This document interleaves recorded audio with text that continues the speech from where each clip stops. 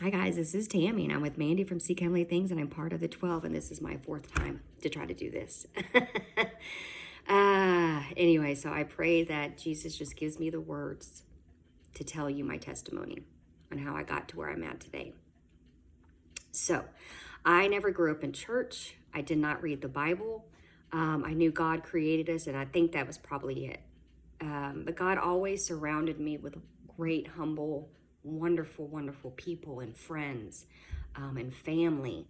And I went to church a little bit in high school, and I remember I had this very Christ-like family that pretty much was my second family growing up. They were just sweet, sweet, humble people, and they always gave credit to Jesus. I didn't understand that back in the day, right? I knew of him, I just didn't seek him. And we went to this Baptist church where I lived, and I remember this preacher was so like, rah, rah, you gotta accept Jesus, you're gonna die if you don't, you gotta accept it. Like, it was intense. And I was like, oh my gosh, like, why would I want to do that, right? I mean, he set the negative tone for that. So anyways, that was just one of the experience I had with church.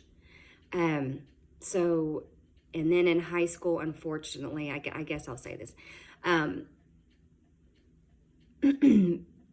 before high school, my sister passed away. She ran away from home, and then we didn't see her for like 2 years. And it was my mom's child from her first marriage. And then I remember distinctly being at home. I think it was in middle school around that time. My dad gets a call. My mom's at the grocery store.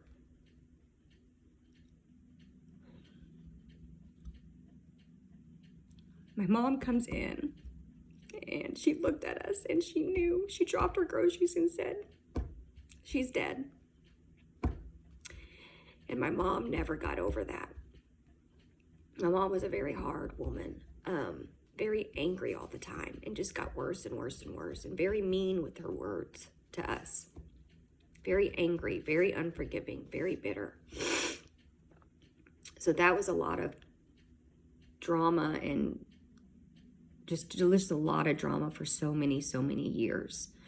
To where it puts a lot of pressure on the kid,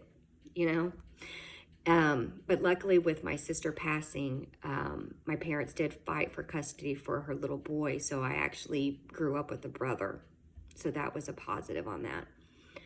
And then I went to college, met some wonderful, wonderful people. God has always surrounded me with wonderful, wonderful friends. I mean, to the point where I'm so thankful that these people are in my life, because they are wonderful, wonderful, humble, fun, great people. Well, I started drinking thinking it's college, you drink, that's what you do, I had a lot of fun. Well, I, graduated. I think in your 20s is one of the hardest decades, because here you are, 21, 22, and you're supposed to figure out what you want to do for the rest of your life, find this amazing job, blah, blah, blah. Got to get benefits, got to get, it's just a lot for a young kid.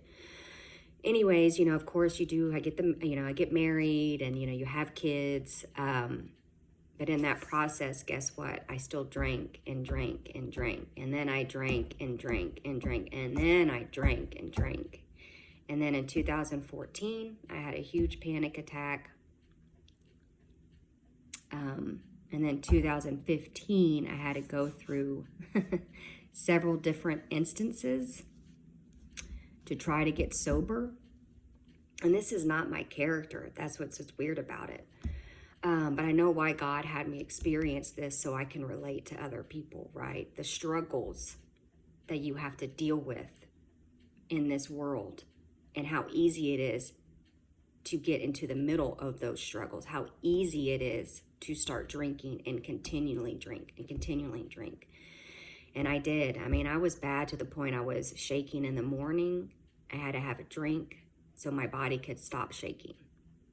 So luckily I got sober in 2015. I also was separated. I got separated from my husband. And then 2016 we divorced. But 2015, November 20th is when I got sober from drinking. And it was, people would say I got the old Tammy back. I mean, that's how bad I was, I guess. You know, you don't realize it at the time. I do remember praying to God, say, please, please help me because this is miserable. I was to the point to where it was miserable. That's all I could think about is when I could drink, you know, and then still try to live your family life and take care of your kids. And then literally like January 4th, 2016, God gave me a wonderful job with wonderful people. I was not drinking, had a job, had my own place. Things were just going. So it was going up from there. And my experience through my life with dealing with my, you know, my parents' drama, the mental aspect of that, you know, my drinking and then my marriage and stuff, I don't regret anything because it led me to who I am today, right? And I know God, like I said, allowed me to go through those things, the pain and the hurt and the struggles to lead me to today. So I can understand, you know, the struggles that other people have, because I do understand. And then I think in 2018 or 19, I had this lady say, you need to look at the shape of what the earth is. You need to look at the moon landing. And I was like, what? Are you serious? That is not, what are you talking about? That can't be a lie. Da-da-da-da-da. She's like, I'm telling you, just start looking into it. So 2020 hit when the C word came out. And let me tell you, I started going down some rabbit holes. I couldn't get enough of it. I couldn't get enough of the truth. That's all I wanted was the truth. And when I got sober to the 2020, looking back, I can see how God was slowly putting himself in my life.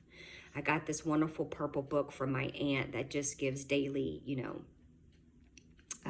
daily devotionals every day. And I started reading that. I started recognizing him, I guess you should say.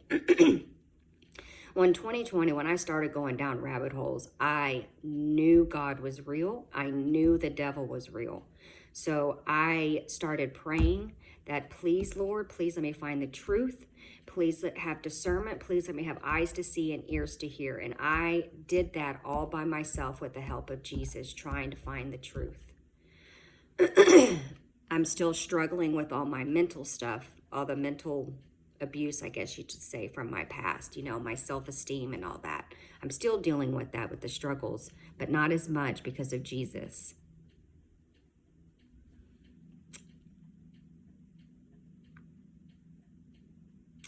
And then, I don't know. I knew he was real. And I started talking to him. And I still haven't read the Bible because I can't read the Bible and understand it. Like it intimidated me. But I knew he was there and I knew he was real. And I just wanted to find out more about the truth on the world and him.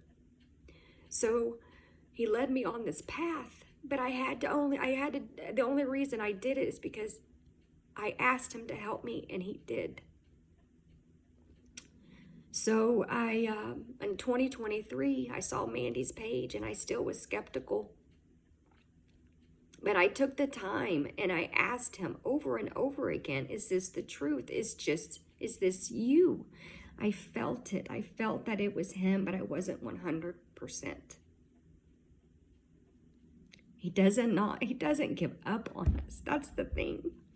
And I don't think people understand how wonderful and powerful he is, and powerful meaning in a positive way. And like I said, I just couldn't get enough of him. And then I read the Bible and I didn't like it. I didn't like the Old Testament. I even told God, I was like, I don't like you in this. You seem mean and angry and sacrificing this and murdering this. Like I didn't get it. I did not get it. But I asked him, I was like, this does not sound like you.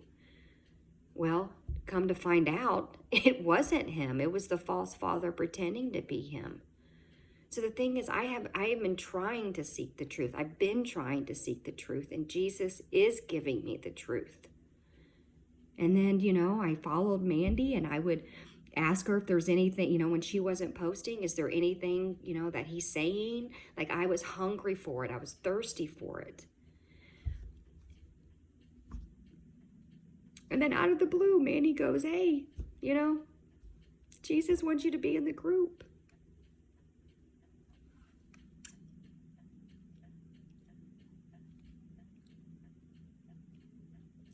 And so here I am.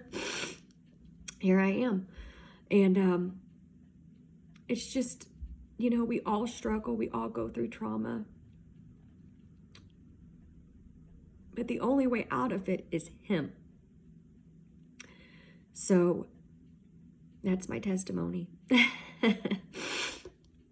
And I hope y'all enjoyed it. I don't know if I explained it very well, but anyways, we are speaking the truth. Jesus is speaking.